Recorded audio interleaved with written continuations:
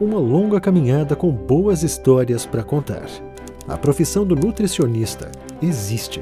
Negá-la seria não admitir o óbvio. Elisa Teixeira, nutricionista da Universidade Federal do Rio de Janeiro, 1966. Inegável é a importância do nutricionista em nossos hospitais. É estranho que num país onde predomina a subnutrição, haja coragem de se afirmar que não existe mercado de trabalho para essa categoria profissional. Aloísio Neiva Filho, professor e presidente da Associação dos Hospitais do Rio de Janeiro, 1966. A população brasileira de norte a sul carece de orientação alimentar a fim de corrigir deficiências. Gênison Amado, professor da Pontifícia Universidade Católica do Rio de Janeiro, 1966. Conquistar esse terreno não foi fácil.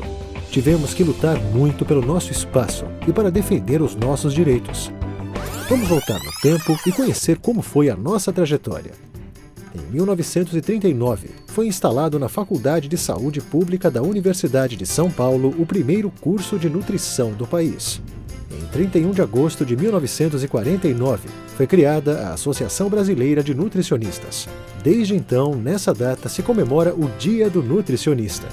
3 objetivos norteavam as ações da ABN: transformar o curso de nutrição em curso superior, regulamentar a profissão e criar os conselhos federal e regionais de nutricionistas. Com esses ideais em mente, um longo caminho seria percorrido em busca dos nossos direitos. Muitas foram as dificuldades no caminho. Na década de 50, no Congresso Nacional, 3 projetos sobre o ensino superior de nutrição foram arquivados. Fatos que desfavoreciam o ensino e impediam melhorar e incentivar o trabalho do nutricionista em todas as áreas da saúde e da alimentação. Em 1962, os cursos de nutrição existentes passaram a ser de nível superior, com duração de 3 anos, e foi estabelecido o primeiro currículo mínimo de nutrição. No ano de 1963, foi entregue ao deputado Dirceu Cardoso um projeto que previa a regulamentação da profissão. Foi lançada a Semente da Esperança. Nesse mesmo ano, o deputado apresentou uma descrição das atribuições que regulariam o exercício da profissão. Quando tudo parecia caminhar bem, o vento soprou na direção contrária e nossa semente perdia força. Em 1966, o presidente Humberto de Alencar Castelo Branco vetou o projeto do deputado, por considerá-lo contrário ao interesse público. O veto presidencial foi enviado ao Congresso Nacional e apreciado, em 1967, pelo então presidente Arthur da Costa e Silva, que delegou a decisão para os líderes do governo. Nessa mesma época, a rejeição do veto só ocorreu devido à grande mobilização das associações dos profissionais. A seca impedia que nossos sonhos florescessem. Com o tempo, a chuva finalmente veio e fez brotar uma nova esperança.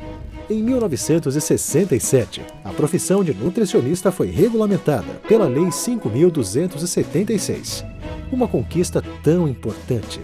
E a partir daquele broto, outras oportunidades surgiram, migrando com muita valentia para terrenos mais férteis. Intensa mobilização para a criação dos conselhos se formou, até que Maria José Machado Rodrigues, presidente da Federação Brasileira das Associações de Nutricionistas, encaminhou ao ministro do Trabalho, Arnaldo da Costa Pietro, proposta de criação dos conselhos. Em 1978, os Conselhos Federal e Regionais de Nutricionistas foram criados pela Lei 6.583. Em 1980, o Decreto 84444 regulamentou a Lei de Criação dos Conselhos Federal e Regionais de Nutricionistas. Em solo fértil, as raízes se desenvolveram. A cada objetivo alcançado, surgiam novos desafios. Mas agora, os galhos estavam fortalecidos para abraçar de vez essa luta.